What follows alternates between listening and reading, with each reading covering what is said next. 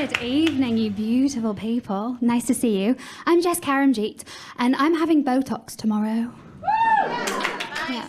And on a completely separate, unrelated note, tight arse is a medical condition. Yeah. And not just what you call your boyfriend when he won't buy you dinner. Yeah, I'm going to sing you a song now, actually, about my tight arse. And I'm going to warn you, it's weird, so strap in. It's called Chronic. Kia ora, welcome to this episode of Voices. I'm Kadambari Raghukumar, and that's Jess Karamjit. I'm running out of remedies. I've tried all the tricks. Turns out my immune system is just a bag of hey! My disability avoids outward detection, but I get full body stiffness and the world's sexiest erection. Now, if you're a straight man and you didn't laugh at that joke, that means you think you're prettier than me. Yeah. And actually, that's just misogyny in action, so I'm watching you. Auckland-based Jess was born in the UK to Indian and British parents and came to New Zealand about 4 years ago. She actually wears many hats, but as a stand-up comic, she brought her show called Redundant to this year's comedy festival. She's funny, no holds barred, but also bold, you'd think. With what she calls a hidden disability, life isn't always funny.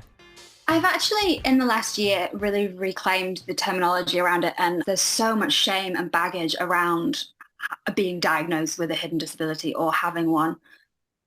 Similar with mental health struggles.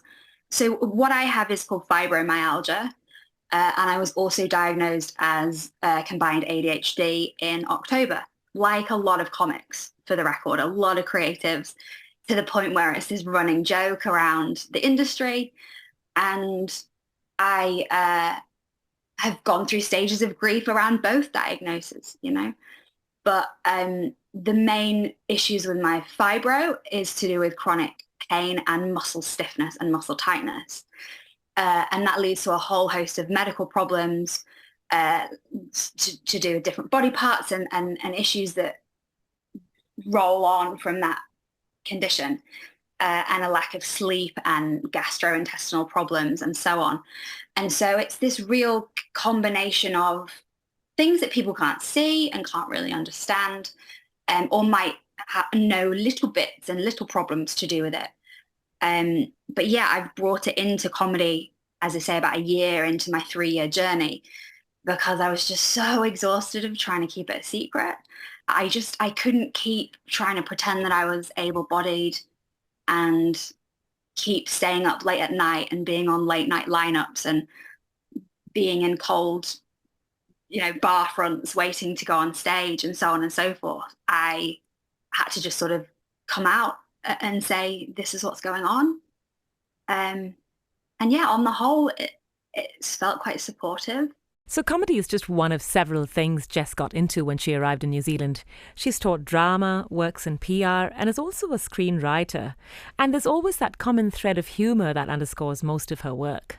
But going back to the UK with some of those new hats last year could have been a bit daunting. I began stand-up 3 years ago.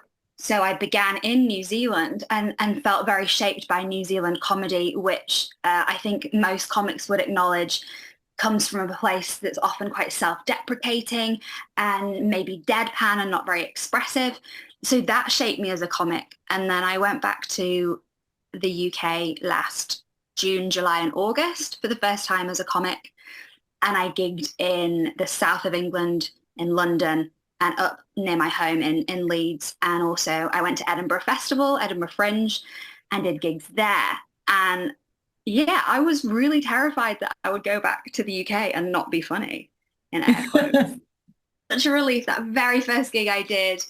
And it just felt like such a relief to get really good audience feedback. The muscles of my pelvis are filled with tension. I find it hard to pee and poo and can't forget to mention the myth of doing kegels. And I've had a really tough relationship with my body for, 17 odd years. I've pushed through it and I've managed my health to be able to do those performances. And knowing that people can connect to that material is kind of what makes it really worthwhile.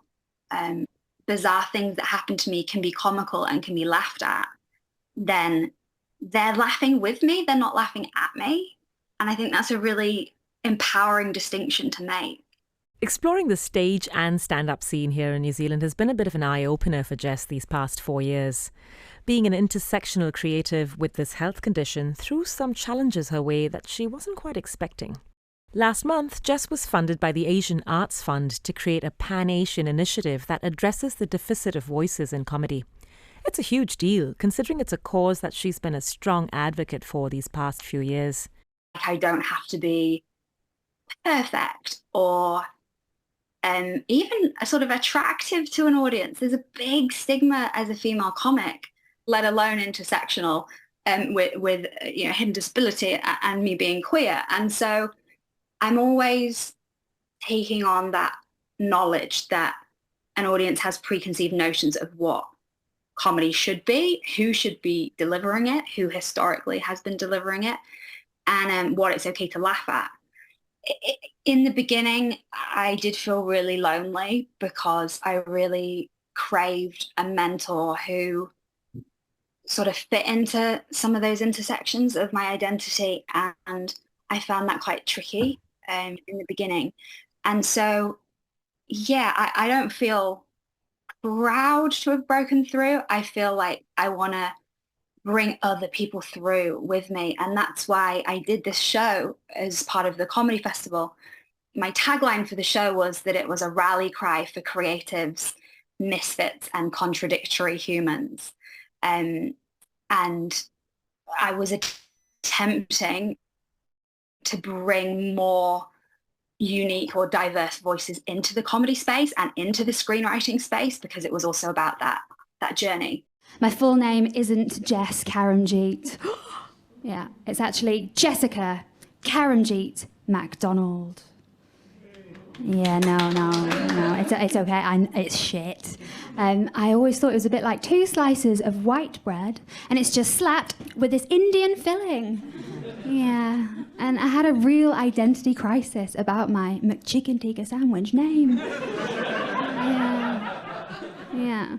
But I've got a baby nephew now too, and he's not only Scottish, Indian, and Irish like me, he's Italian too. Yeah, so he's not a McChicken tikka sandwich. He's a chicken tikka pizza. Thank you. And the Jess Karamjit, you've been absolutely awesome. So there's this eternal question for any stand-up. What's next? As the run for one show comes to an end, what's the next set of jokes about to be based on? Does that tap ever really dry up? I don't particularly worry about the idea of settling here and the jokes shriveling up. A lot of what I've referred to in that show is to do with my upbringing, but something that really resonated the last few days was around tall poppy syndrome and the impact of that on an immigrant or someone that's let alone on Kiwis themselves who feel like they can't be ambitious and can't put their heads above the parapet. And so I feel like even over the 4 years, I'm still finding things that I want to talk about and joke about and that people relate to. But of course, there's always that concern of what next? I split with a partner of 4 years in November, and it was the day before the New Zealand Comedy Trust did a little filming. It was called The Ones to Watch, a filming scheme. And I had to stand on stage and sing this song about my partner that I just split from. And so I went through, I think, November, December, January, having this real existential crisis of who am I as a comic?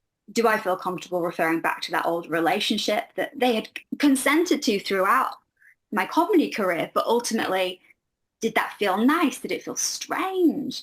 How do I feel as this new stage of me? And I feel like I've always been a storyteller. I always want to be a storyteller. And that's what life is. It's observing things that happen that are interesting and finding the humour in them.